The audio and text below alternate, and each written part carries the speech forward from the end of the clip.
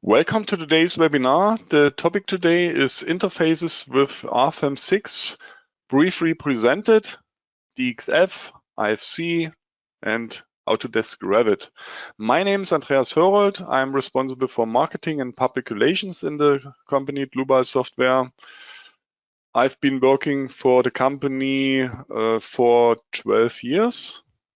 Yeah, and I'm responsible, for example, for the website, the German and English webinars, customer projects, and so on. I will be the moderator today and answer your questions together with Paul, and Lukas will do the presentation, but they can introduce themselves. Yes, hello also from my side. My name is Lukas. I'm hired here as customer support and product engineer at Dlubal.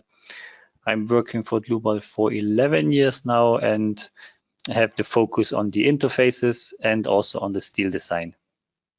Paul?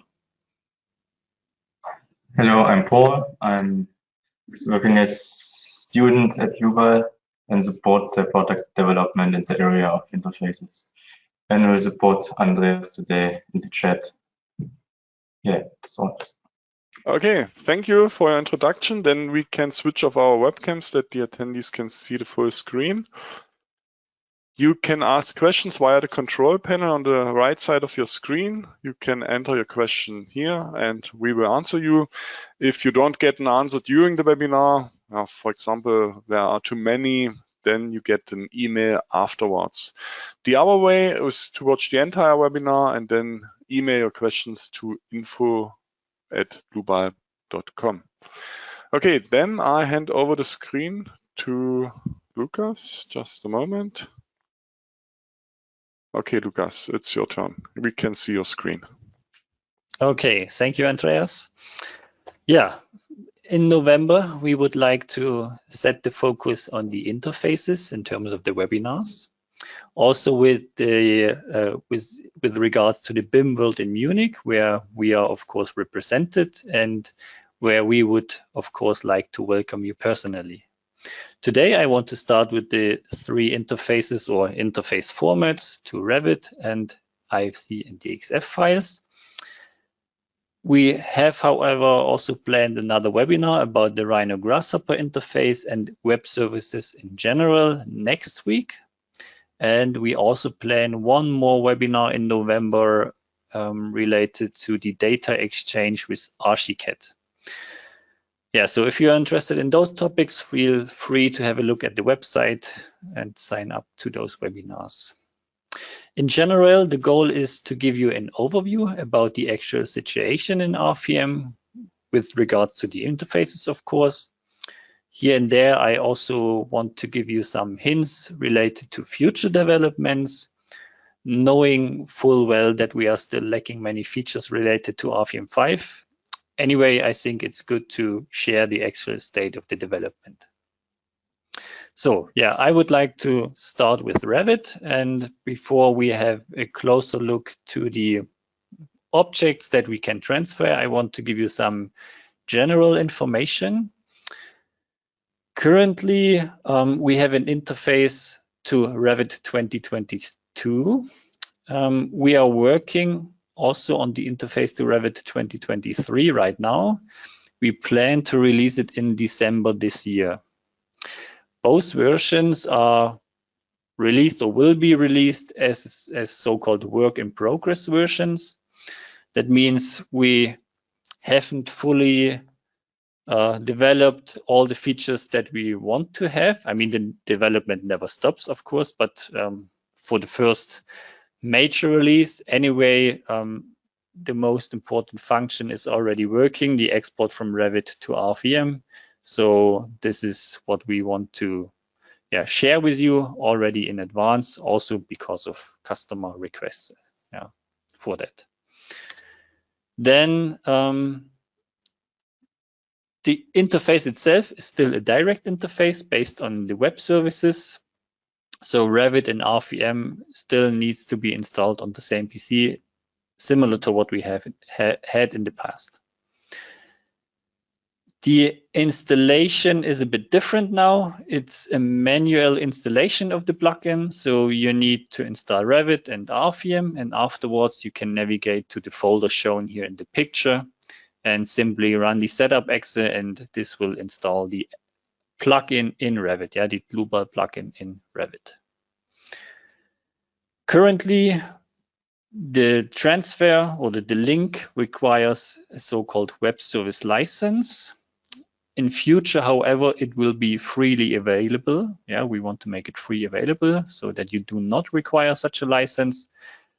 Right now, as I said, it's still the case. So in case you want to test or you want to use the Revit interface, get in contact with us. We will assign you a free license for that. And one last information, before you try to use the interface, please have a look at the program options in RFEM 6.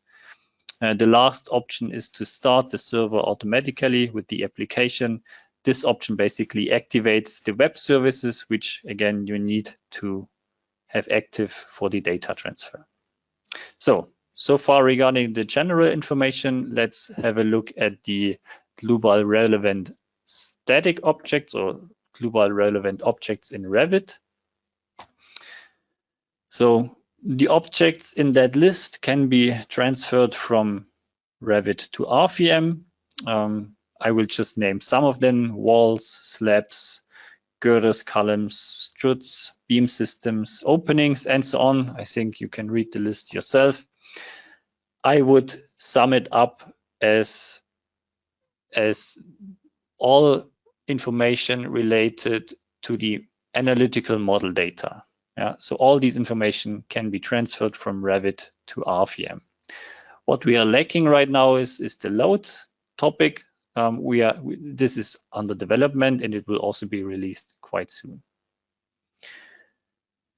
Now, regarding the export, there are some settings, and I would also like to introduce them here, briefly at least. We have one setting which allows you to control the Z direction in RFEM when you export from Revit to RFEM. Then we have three settings or three export type settings. You can create a new structure in RFEM, so a new file will be created. You can override the existing structure. I think this is also self-explaining. And you have a function that allows you to update the existing RFEM structure. In a theoretical example, you can think of following scenario. In the first instance, you export from Revit to RFEM, the analytical model, yeah. Then you start to modify the analytical model in RFEM. You create load cases, you apply the loads, and so on. Yeah, you simply continue with the modeling and loading. And then at some point, it could be that the Revit model gets an update. Maybe some openings will be added, columns will be moved, whatever happens, yeah, in a project. Then you can run the update of the RFEM, of your existing RFEM file. Yeah? You don't have to create a new RFEM file. You don't have to override the existing structure. You can update the RFEM file, and this will keep your inputs for loads and loading and so on. So it should save some time on your side. There is an additional option related to the member releases. When you run an update, you can override the member releases in RFEM with the information from Revit. By default, that option is, however, deactivated because we think the hinge definitions in RFEM have a higher priority simply because we support more options there. Yeah, we have all these non-linearities and so on. Revit has just a simple settings for hinges. So by default, this option is deactivated, but you could also override member releases when you are running an update. Then we have additional functions related to the export of subsystems. Yeah, so you don't have to export the whole 3D model from Revit to RFEM. You can export just partial structures, yeah, maybe just the steel construction or just the concrete part or whatever. and you can do it via selections or visibilities in Revit. Now let's have a look at the right-hand side of this dialog of additional options. We have settings that allow you to create member and surface eccentricities in RFEM. And we calculate these eccentricities in a way that we calculate the distance between the analytical line or the analytical surface of the beam or wall or slab to the center of gravity of the physical object. So this distance will be this distance is the eccentricity that we get in RFEM afterwards. Then we have some additional options which I will not comment here live, just as an information here on the right hand side, if in case you are going to watch the record of this video, and also some info regarding these yellow marked options. I said at the beginning, this is a work in progress plugin, so not everything is fully implemented right now, and these yellow options are basically still under construction. So simply for you to be aware of these functions. There is one more comment and one more option in blue, add name to comment, which allows the documentation of the Revit material and cross-section names in the RFEM material and cross-section comments. It just simply allows an easier control after the export. Did you get the section RFEM that you had in Revit by simply comparing the names? All right. Then there's one more tab for the structural settings with, however, only one option basically. This option is for the conversion of isolated foundations and wall foundations into either nodal or line supports or surfaces with elastic foundations. We also had this option in the past. You can convert these types if you want via this setting here. Now I'm switching to the conversion tables. This is of course a topic which you are facing with every exchange between software programs. The conversion of material and section names. We have an updated or modified behavior for RFEM 6 compared to RFEM 5 because the conversion tables can be found now in Revit instead of RFEM. So for the conversion for section and materials, we have a specific table inside Revit. And this is the table that you can see here. It's divided into the export to RFEM. So we have one conversion file for the export to RFEM, or one table, and one table for the conversion from import from RFEM. So if you import from RFEM to Revit, you have to fill the right-hand side. And if you export from Revit to RFEM, then you have to fill the left-hand side. And these tables are divided again into the material conversion and the section conversion. So it's both in one table. And then it's again subdivided depending to the use of regular expressions. So in case you want to use regular expressions for the conversion, which I would say is like a parametric conversion maybe. So instead of mentioning all sections from the HEA row, you could write it as regular expressions, or you can use regular expressions to cover all sections from the type, and then you're saving a bit of time. So this functionality is also supported in these tables. In case you're interested in using the use of regular expressions, I think the best is to Google it. Or browse it in the web. It's not our development. It's a general functionality, and there you can get all the information how you can write or how you get these expressions, for example. All right. Then one more topic here is the Revit parameters, or the Dlubal parameters in Revit is probably the better description. With this function, we can release or add additional parameters in the analytical properties in Revit. So for now, from those 6 parameters that we had in the past, only the 2 on the bottom are working. The other ones are still under construction. But now you could, for example, add a parameter for truss or tension members into the analytical properties of columns and beams in Revit. And if you do so, you can assign the setting if this column or this beam is a truss or so-called tension member. And during the export to RFEM, we can read these information and we assign the member type truss or tension, which then is a member with specific hinges or a member with a nonlinearity to fail under compression, for example.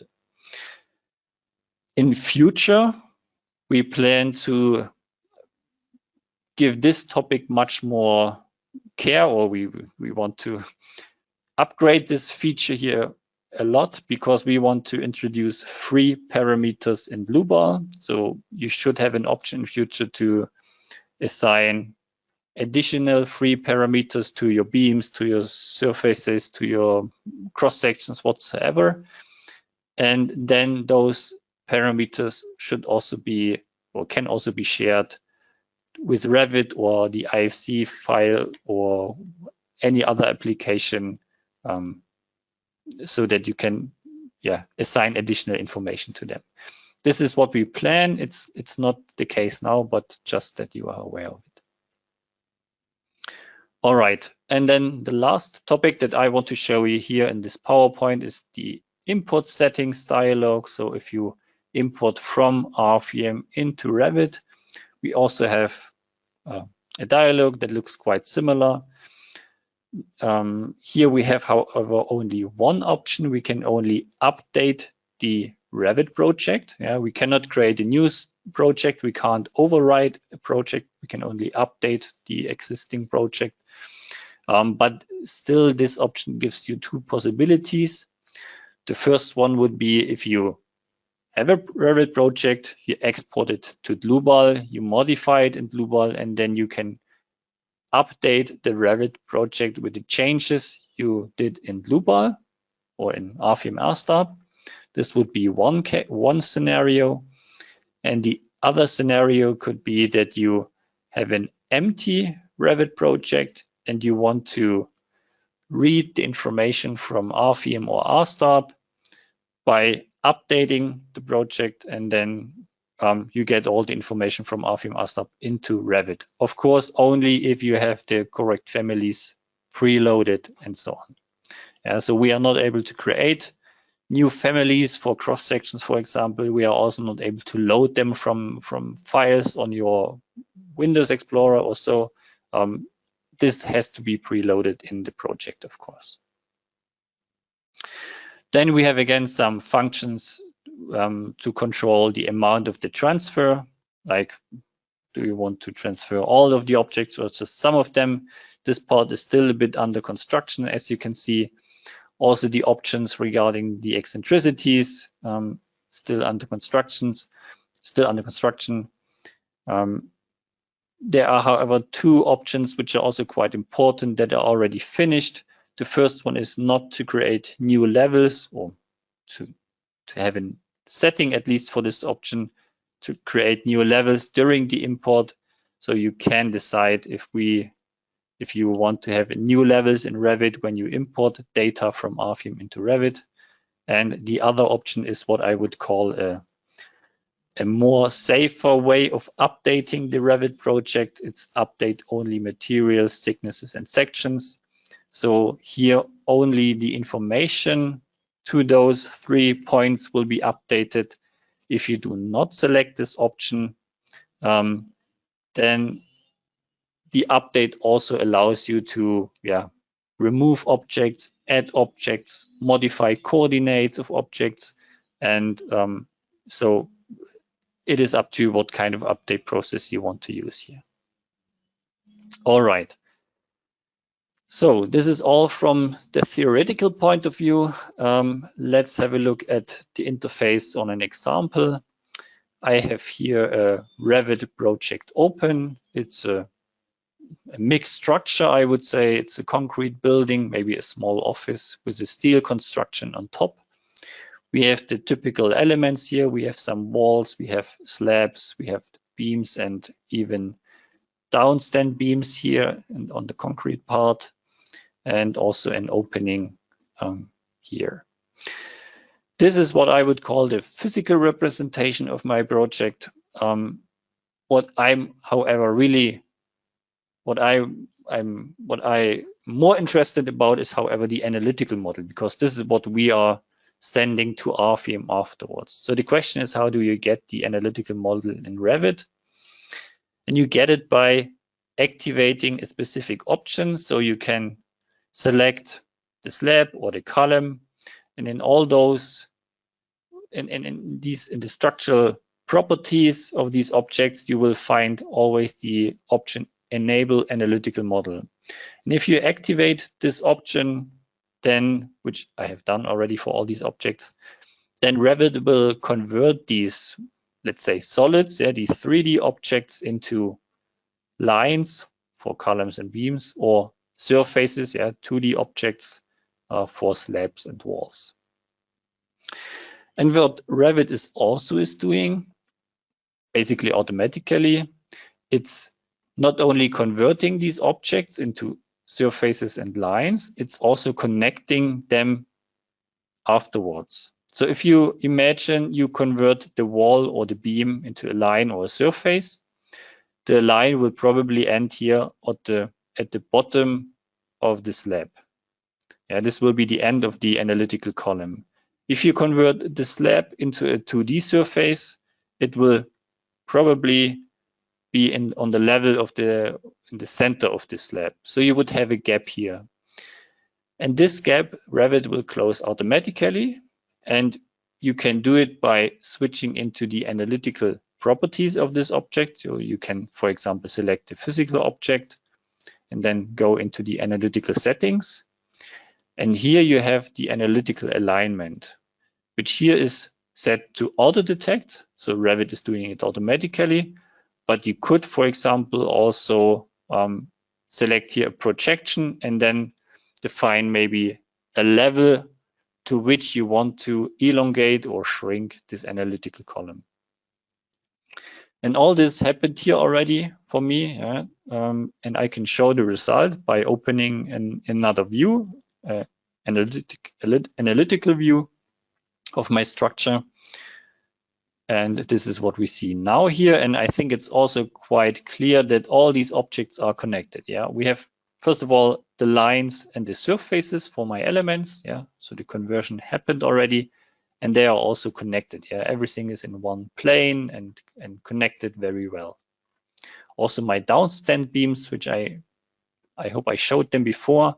You can see here they are below the slab. The analytical line is projected into the plane of the slab, which is required because otherwise we don't get a proper RFEM model afterwards. The beams wouldn't be connected.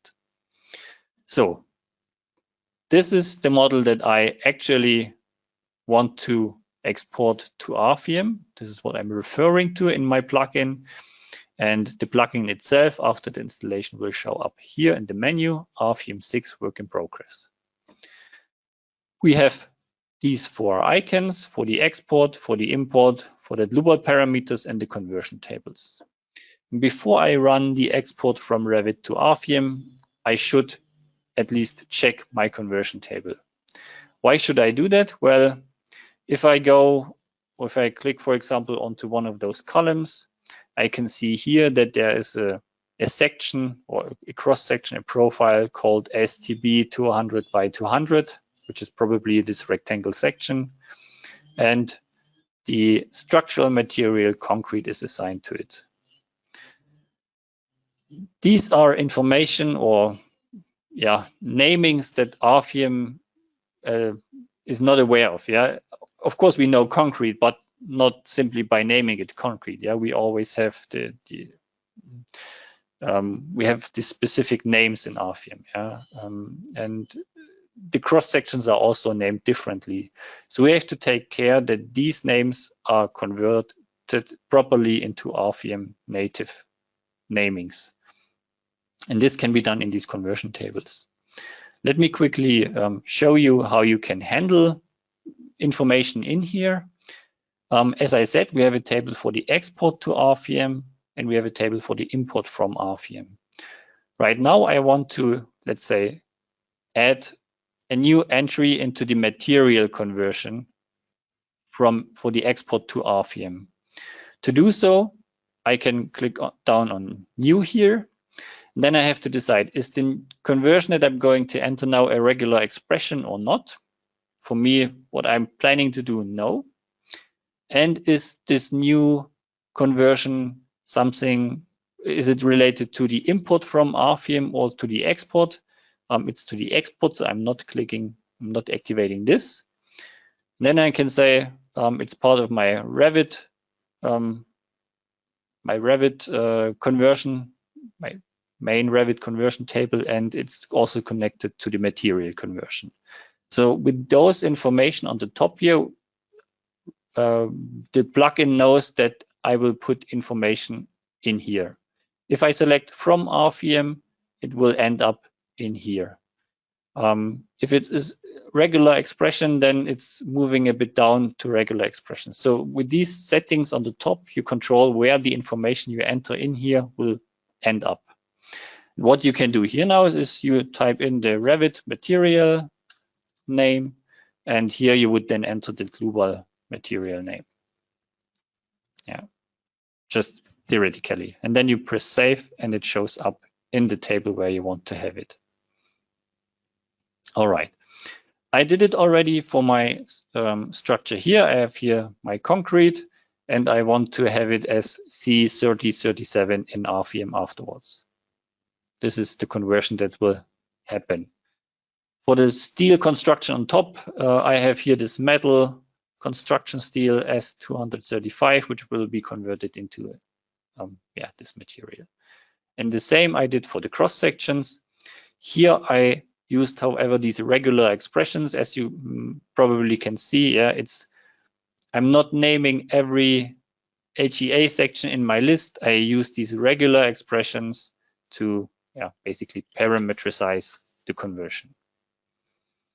All right, so this is set up correctly in here, so I can run my export.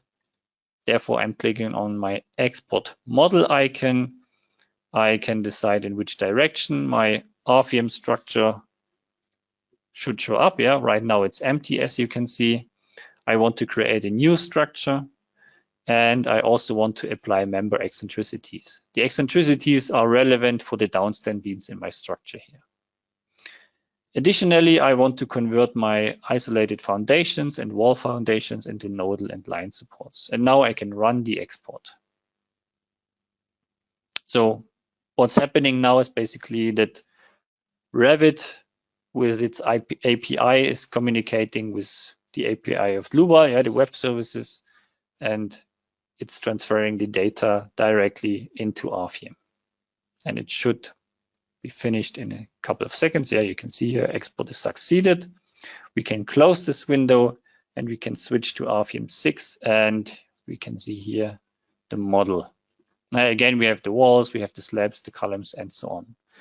We can also check the materials. Yeah, we can see here C3037 and S235 according to my conversion table.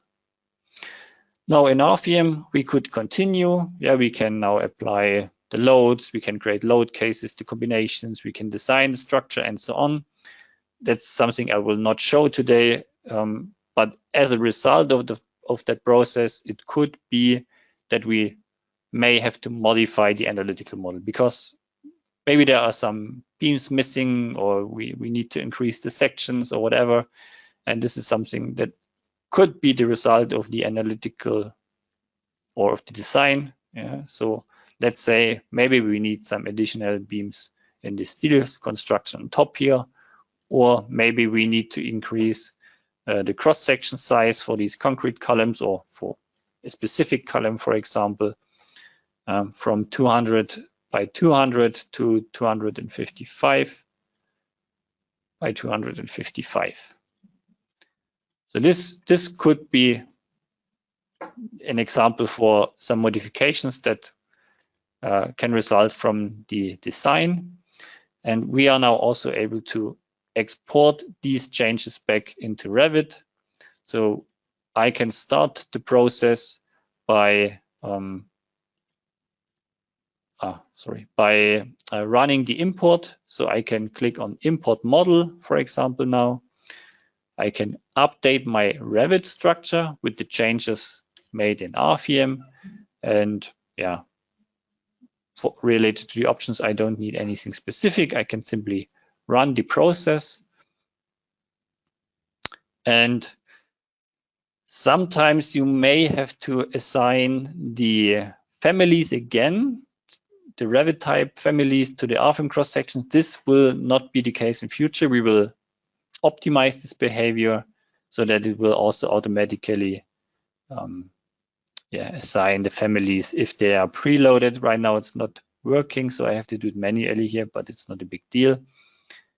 And then we can see after the process is finished, import succeeded, that the new beams in my steel structure are shown or showed up here.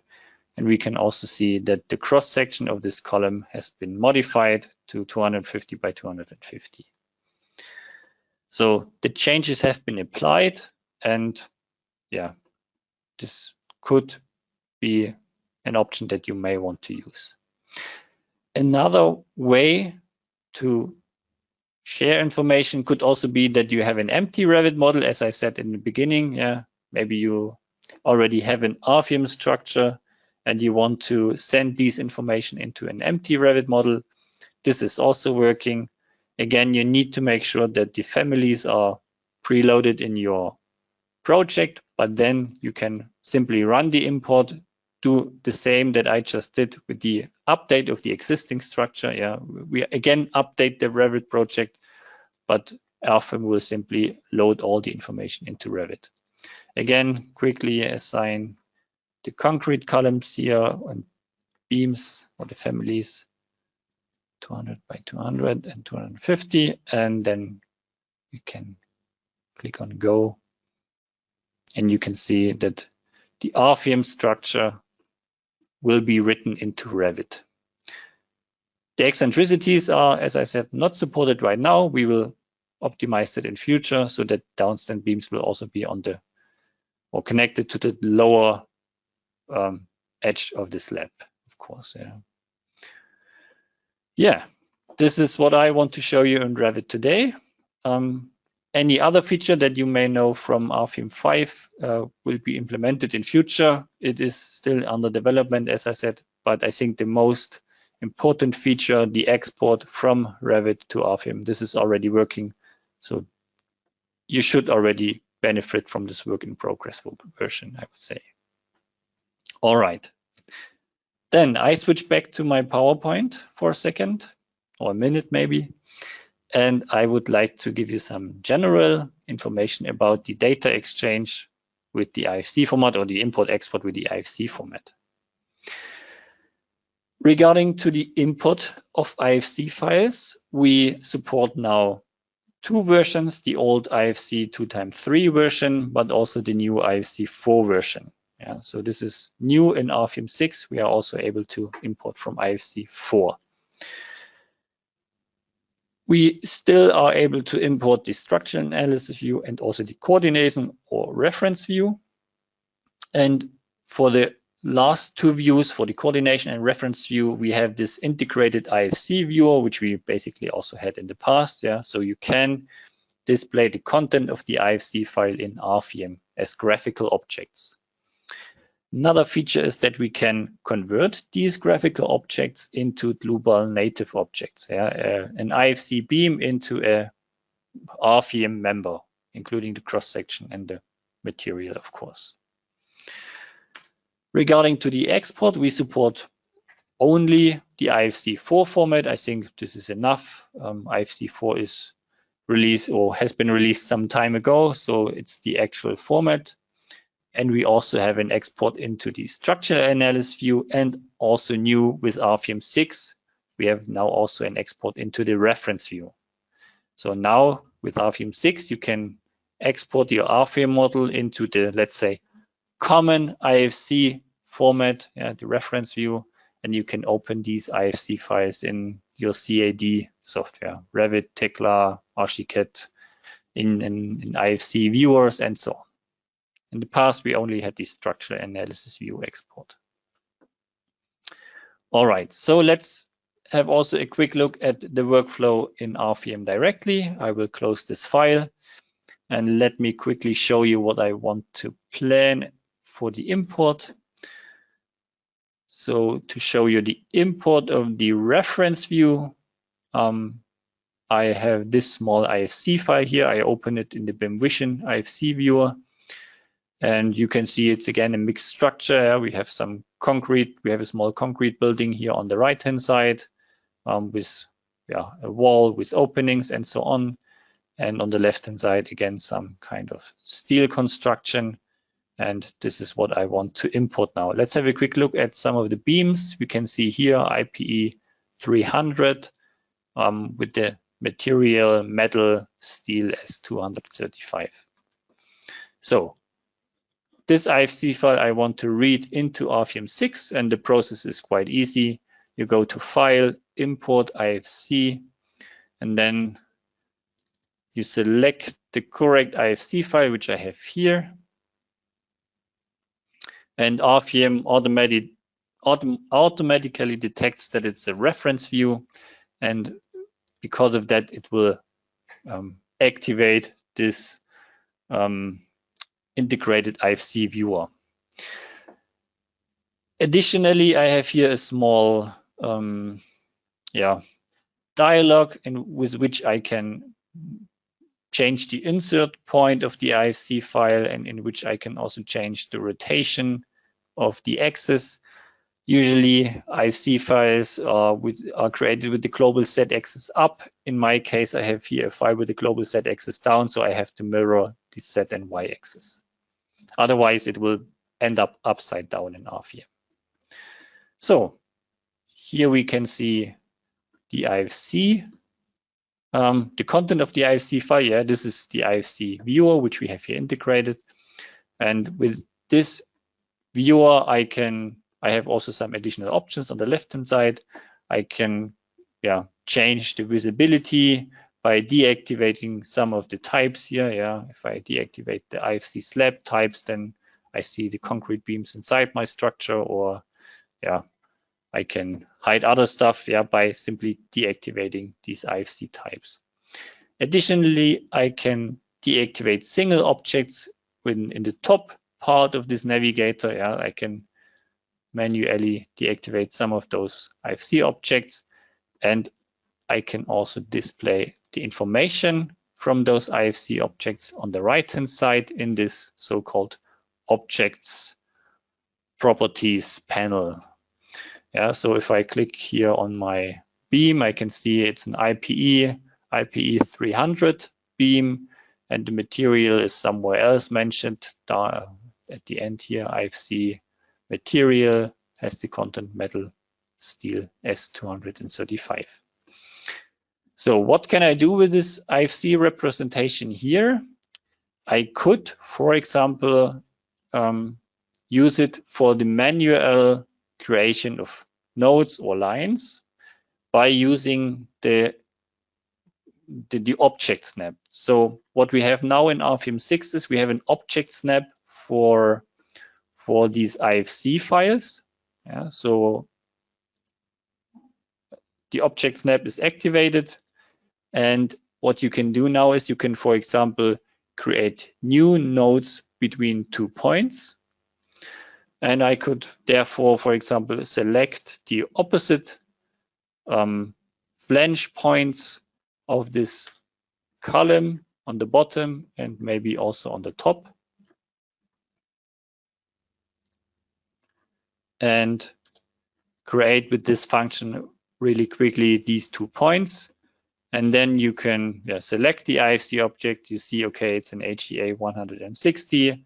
Then you go into your cross-section library, select the related cross-section, and manually model it. So the IFC file helps you to get the information. It helps you to get the right coordinates. And with this workflow, even though it's a lot of manual work, you could set up your analytical file. You can also do it for the beams and so on, and then create your RFEM model by doing it like this. This is one way. There is, however, also another way, and this other way is the conversion of these IFC objects. So you could click on with the right mouse, you could click on such an IFC object, and you can convert it into a straight or curved member, into a surface, or into a solid. Before you do that, you should, however, check the conversion tables in RFEM. You can find them in the CAD BIM navigator, in the CAD BIM menu, and here the conversion tables. And what we do is, when we import an IFC file, we insert, or we try to insert, the material and the cross-section names into these tables automatically. So from that IFC file, we got the information for material number 1, metal, construction steel S235, and concrete reinforced is also another material we got from this IFC file. And what you can do now is you can assign the steel first. Maybe you can assign the Dlubal materials to these IFC materials. Let's quickly do this. Concrete. We pick some random materials now, like this, and we do the same for the sections. For the HEA 160, I can go again into my library, select it, and then maybe use copy paste for similar sections. Let me quickly modify it a bit so we get a nice result afterwards.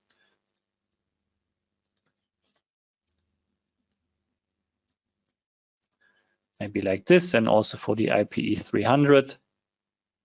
I changed the filter so I can quickly see the list of IPE sections. And the same we could do now for the concrete columns and the beams, but I skipped them. I will do it only for the steel construction. All right. So with this information, I can now convert my objects properly. I can right-click on them and say convert into straight member, and then I get a RFEM native object, RFEM member. I can do it. I can also use the multi-selection. Select all of the IFC objects, convert them, and then I get my members in RFEM. Now, in the first look, it looks quite okay. It is, however, not fully okay, if you want to say it this way. If you take a look at the wireframe model, you see that the nodes are not connected, or that the beams are not really connected. They end before, or let's say the beams end on the flange of the columns and so on. So there are some gaps, and those gaps are there because of the conversion, and because of the IFC file, basically. So if we have a look at the IFC file again, let me do it quickly. You can see, okay, the beam here ends. Probably there's some kind of end plate also in between, which is not part of the IFC file. The beam ends before the flange of the column. So if I convert this IFC object into a member, then my analytical beam will also end on the same location. And we have no automatism at the moment that connects these lines automatically afterwards. So this is something what the user has to do manually. It is, however, doable, at least I would say. Of course, it depends on the size of the building and so on. But for a structure like this, I think it's an okay procedure. All you have to do is you have to select the beams, for example, that you can easily elongate like this. Then you can right click on the members and you can extend them to the next members in both directions. Now the beams and the columns are connected. And for the diagonals, you can do the same. You can select the diagonals afterwards and again extend it to the next member. The same you could do with these, let's say, coupling members. They are, however, a bit eccentric to the main beams of the frame. So what you would do here is you would select them again, maybe project them into the plane of the beams. And this can be done by creating a new coordinate system by 3 points. The coordinate system will, of course, be in the plane of these beams. And then we can direct it into V direction and select this point for the plane. And now these beams are also in the same plane. And now you can again use the extend function to connect it with the members. So something like this. You have to be a bit careful about the final result. You probably don't want to have these eccentricities in here. So you could use our so-called drag and drop function to connect the joints properly. And with a bit of manual work, you get an analytical model out of this IFC file. So this is what you would have to do. This is the workflow that we have right now related to IFC files. I could maybe say so much that we have also a collaboration with another software company where we would like to optimize this conversion in a way that you automatically get the analytical model from an IFC file also in a way where the analytic model is also connected. It's, however, still in development, and I think we will share more information as soon as it's ready to be released. But just that you're aware of that, we are working also on this topic of the conversion. All right. So I think it's quite clear how this process works. Therefore, I'm stopping here, and I will switch to another feature that I would like to show us, and this is the export of an IFC file. And therefore, I will open here an RFEM project that I created a while ago in a webinar related to Rhino and Grasshopper. So this is the result of Rhino and Grasshopper. And what we can do now is we can export this structure into the IFC format. And this is also quite easy. You go to File, Export, IFC. Then you most likely want to rotate it again because, at least in my case, I use global set down by default. And then you can save it somewhere, Stadion. And here you can choose what kind of IFC view you want to export it into, the structural analysis view or the reference view. The reference view is the new feature that we have with RFEM 6. So I'm saving it now. And now I can go onto my desktop where I saved this file, and I can open any IFC viewer or Tekla or Revit and open this IFC file, and I get the content from my RFEM file. And you can also see we saved the information about the cross section inside the IFC file. We saved the information about the material. So let's say the required information that you would expect from the analytical model. So far regarding the IFC format. And now I would switch again back to my PowerPoint to give you some general information about the DXF format. For the DXF format, we have two options. For the import, at least, we can import it directly from AutoCAD. This is one way. So we have a direct link only for AutoCAD, not for other CAD programs. Or the alternative would be that you import an DXF file. Both share the same functionalities.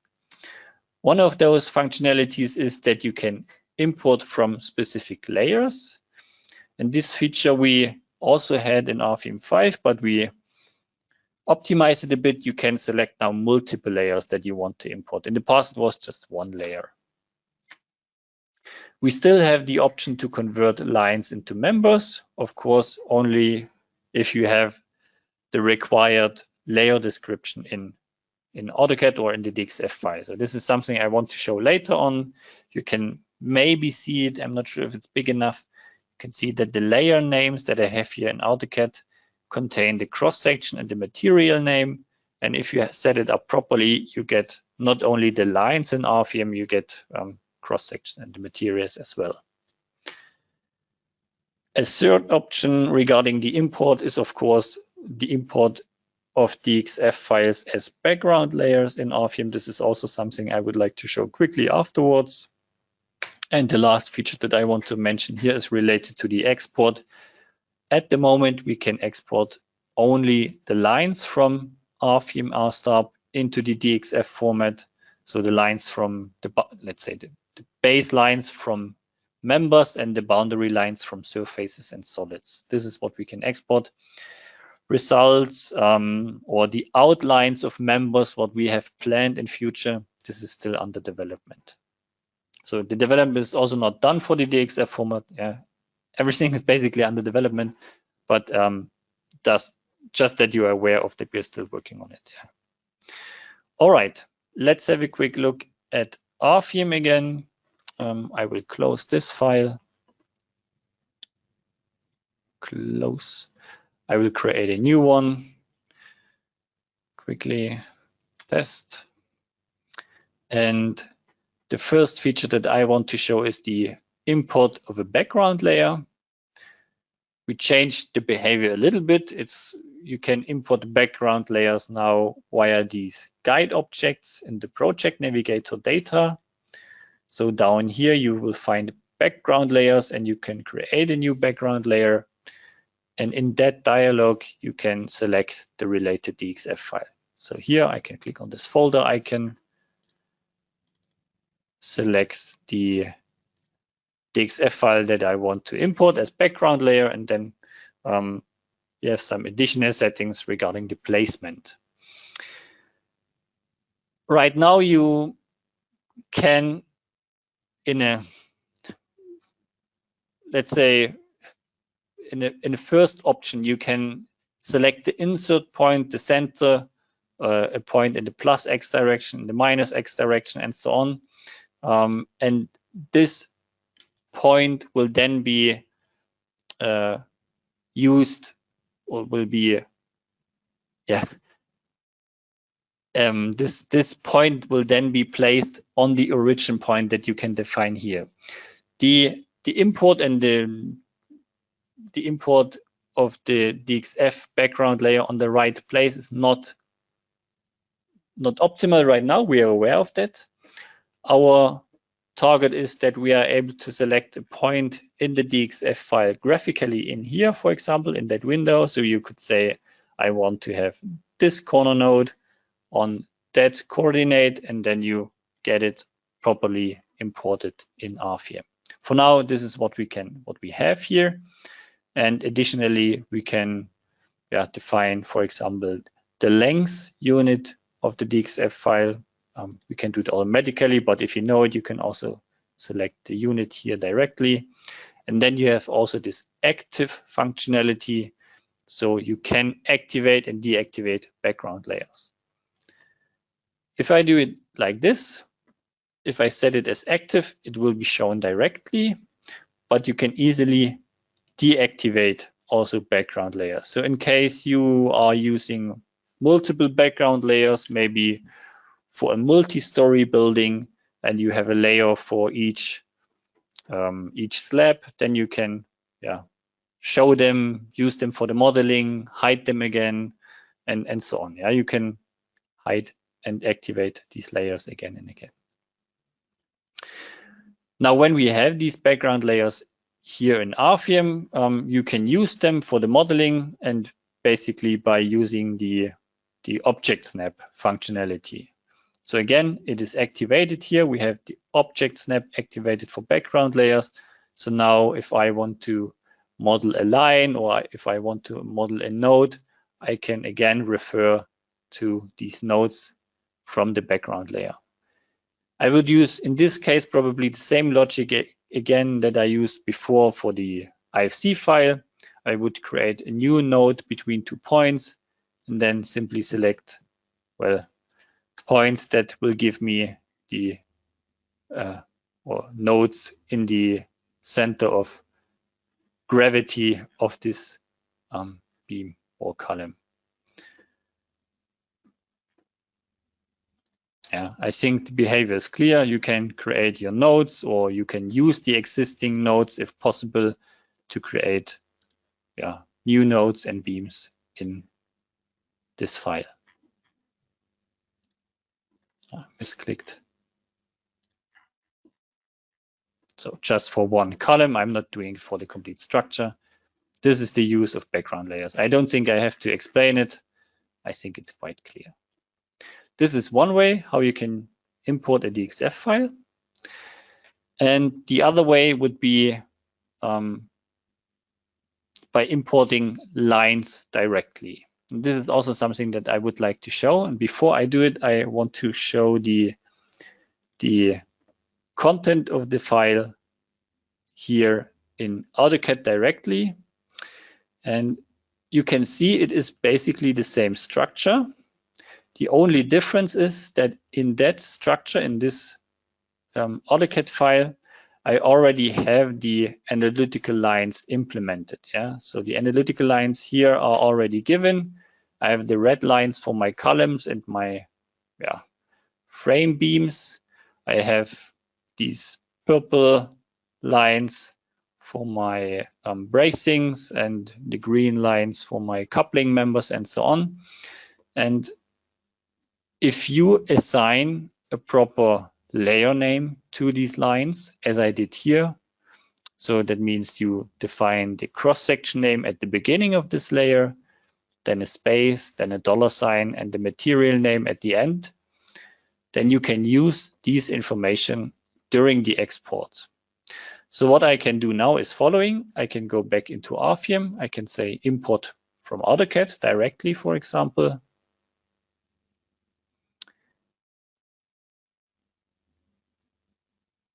And instead of importing only the lines that we just saw, I can generate also members based on the layer description.